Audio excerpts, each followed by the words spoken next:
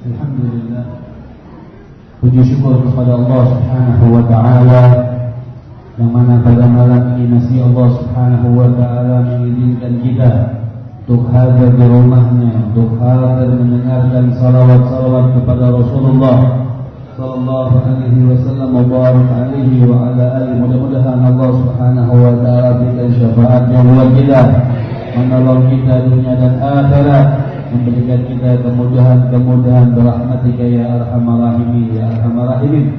Juga alhamdulillah pada malam ini alhamdulillah orang tua kita Al-Habib Hasan Al-Attas, ada Kiai Haji Syihabuddin, juga ada Al-Habib Husain Bukhtar.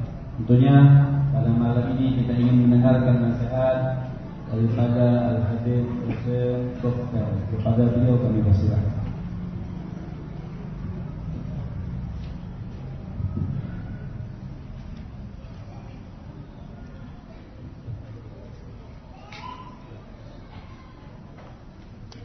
Bismillahirrahmanirrahim.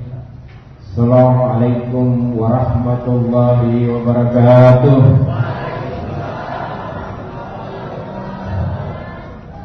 Alhamdulillah, alhamdulillahi rabbil alamin. Wassalatu wassalamu ala asrafil anbiya'i wal mursalin, sayyidina wa maulana Muhammadin wa ala alihi wa sahbihi wa sallim. Allahumma salli ala sayyidina Muhammad wa ala ali sayyidina wa maulana Muhammad, sahibut taj wal migrad wal murad wal alami, dafi'il bala'i wal waba'i wal maradi wal alami, jismuhu mutahharun mu'attarun wa nismuhu maghtubun marfu'un mawdu'un alal lawhi wal ghalami, syamsid duha badrid duja nurul huda misbahid dulam, abil qasim sayyidul qawnain wa sabihi sagalain, abil qasim sayyidina Muhammad ibn Abdullah ibn Abdul Muttalib ibn Hasim sayyidul arabi wal adam, nabiil haramain mahbubun inda rabbil masyriqain. Ashhadu an la ilaha illallah wahdahu la syarika lah wa asyhadu anna Muhammadan abduhu wa rasuluh. Yang sama-sama kita muliakan dan kita hormati guru kita Al-Habib Muhammad bin Taufik Sa'ad. Kita doakan mudah-mudahan beliau dipanjangkan umurnya oleh Allah Subhanahu wa ta'ala, diangkat derajatnya oleh Allah Subhanahu wa ta'ala, dan dikabulkan segala hajat-hajatnya. Ya, sama-sama kita hormati dan kita muliakan para orang tua kita, guru-guru kita, hadir di tengah-tengah kita Al-Habib Hasan Al-Attas, guru kita, Kiai, dan seluruh jamaah yang saya hormati dan saya muliakan. Alhamdulillah, pada malam hari ini kita berkumpul lagi di tempat dan di rumah Allah Subhanahu wa ta'ala. Semoga perkumpulan kita ini mendapat curahan rahmat dan hidayah dari Allah Subhanahu wa ta'ala. Jamaah yang dimuliakan oleh Allah Subhanahu wa ta'ala, atas izin dan restu daripada guru kita dan rasa hormat saya kepada guru kita, maka saya memberanikan diri ya untuk sekedar memberikan sedikit yang ada pada diri saya kepada kita semua. Mudah-mudahan ada fadilahnya buat kita semua. Jamaah yang dimuliakan oleh Allah Subhanahu wa ta'ala, suatu saat Rasulullah pulang dari Isra wal Mi'raj dan beliau menceritakan tentang perjalanan Isra dan Mi'rajnya. Satu cerita yang insyaallah akan menjadi topik kita pada malam hari ini ya. bahwa ketika beliau lewat, yang didampingi oleh malaikat Jibril, ketemu sama salah satu malaikat yang sedang duduk beribadah, yang mana malaikat itu dari postur tubuhnya itu tangannya jari-jarinya banyak, dari sini keluar lagi jari, dari sini lagi keluar jari. Maka bertanyalah Rasulullah kepada malaikat Jibril, wahai Jibril, apa sih tugasnya daripada malaikat ini yang diberikan oleh Allah Subhanahu wa taala? Maka malaikat Jibril langsung mengantarkan Rasulullah kepada malaikat tersebut, dan langsung Rasulullah menanyakan langsung kepada malaikat, wahai malaikat, sebetulnya apa yang sedang engkau lakukan pada saat ini? Maka jawablah sang malaikat itu kepada Rasulullah, ya Rasulullah, sesungguhnya tugas yang diberikan oleh Allah Subhanahu wa taala kepada saya, dan Allah memberikan hidayah kepada saya dengan postur tangan saya yang sebegini banyak, dan itu adalah untuk menghitung semua tetesan hujan yang turun di muka bumi sampai dengan hari kiamat. Jadi tidak ada satu tetesan hujan pun yang turun di muka bumi ini yang terlewat hitungannya oleh sang malaikat ini. Kita boleh bayangkan sejak awal alam ini sampai dengan kiamat itu berapa banyak tetesan hujan yang turun. Perlu kita ketahui bahwa hujan yang turun itu tidak seperti, kita boleh lihat, tidak seperti tali yang nyambung satu gitu, putus. Nah putus ini dihitung ya. Jadi hitungnya satu. Kita boleh bayangkan berapa banyak hujan yang turun di muka bumi. Dari BMG juga mungkin nggak bisa. Dia tidak bisa memprediksi tetesan hujan yang turun di atas muka bumi ini. Umpamanya sore hari ini, dia cuma bilang hujan akan turun di wilayah Jakarta dengan kapasitas segini. Tapi banyaknya itu dia tidak bisa memprediksi. Nah malaikat ini diberikan hidayah oleh Allah Subhanahu wa taala, bisa menghitung seluruh hujan yang turun sejak dari awal alam ini diciptakan sampai dengan kiamat. Namun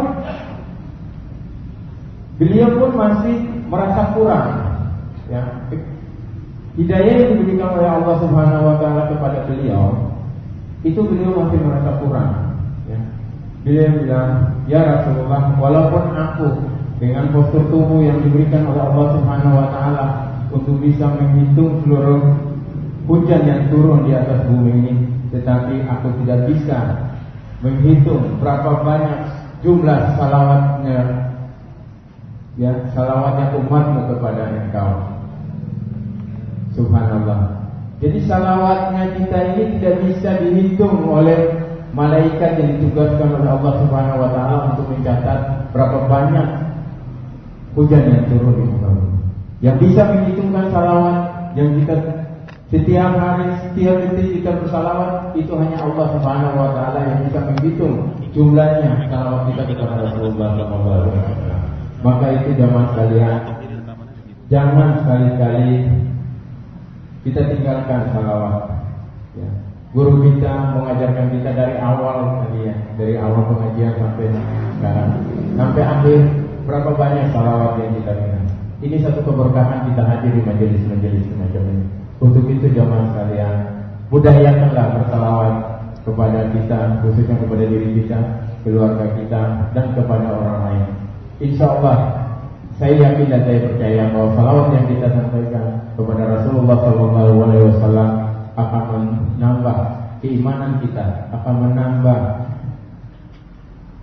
takwa kita kepada Allah Subhanahu wa taala. Karena kita tidak ada apa-apanya. Kita ini bisa jadi begini karena jasanya Rasulullah SAW. untuk itu jamaah sekalian, satu kisah ketika Rasulullah sedang duduk ya di rumahnya, tiba-tiba ada salah seorang sahabat lewat depan rumahnya sambil membawa seekor keledai, ya, keledai. Maka ketika lewat di depan rumahnya Rasulullah lihat keledai ini ngamuk, ya, kayaknya nggak ikhlas gitu loh, nggak ikhlas untuk dibawa sama tuannya ini. Maka Rasulullah manggil sahabatnya itu mampir dengan keledainya. Rasulullah nanya, apa benar ini keledaimu? Kata dia, na'am ya Rasul, ini ada keledai. Mau diapakan ini keledai? Kata dia, ya Rasulullah, ini keledai mau aku bawa pulang dan aku akan sembelih untuk makan bersama anak istriku dengan keluargaku. Lalu kenapa dia ngamuk? Gitu. Kayaknya dia nggak ikhlas nih, ya, bahasa Rasul gitu ya. Jadi kata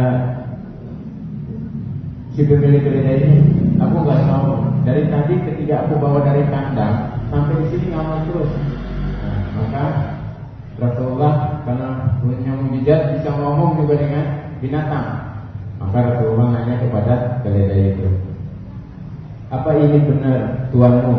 Kata keledai, na'am ya Rasul, ini adalah. Kenapa kamu gak ikhlas untuk dibawa? Ya Rasulullah, aku ikhlas untuk dibawa pulang oleh tuanku untuk disembelih, ya, apalagi untuk dimakan bersama keluarganya. Aku ikhlas ya Rasulullah. Cuma tuanku ini nggak tahu bahwa tadi ketika diambil dari kandang itu kedua anakku masih tidur, yang mana biasanya kalau bangun itu langsung minta nempel. Jadi aku belum sempat menyusui mereka. Gitu. Jadi aku minta, ya Rasulullah, tolong sampaikan kepada tuanku ini, izinkanlah aku, balikkanlah aku ke kandangnya, dan aku menunggu sampai kedua anaknya itu bangun, kemudian aku susui. Selesai itu baru dibawa lagi dan aku ikhlas untuk disembelih. Maka kata Rasulullah, apa engkau bisa menepati janji ini, wahai keledai? Kata keledai, demi Allah dan Rasul, ya Rasulullah, aku akan menepati janji ini. Bagaimana kalau kamu ingkar? Kata Rasul kepada keledai, seandainya kalau aku ingkar, maka aku bersedia yang dilaknat atau dimurkai oleh Allah Subhanahu wa taala, sebagaimana Allah memurkai umatnya, umatmu ya Rasul, ketika namamu disebut tidak menjawab. Subhanallah. Ini keledai sendiri tahu ketika nama Rasulullah disebut, apabila dia mendengar dia tidak menjawab, maka dia tahu bahwa Allah akan melaknat. Maka insya Allah kita yang hadir ini bersalawatlah selalu, dan ketika mendengar nama Rasulullah maka kita pun ikut bersalawat. Demikian yang mungkin bisa saya sampaikan. Saya mengajak kepada jamaah sekalian, kehadiran antum di sini insya Allah mendapat berkah.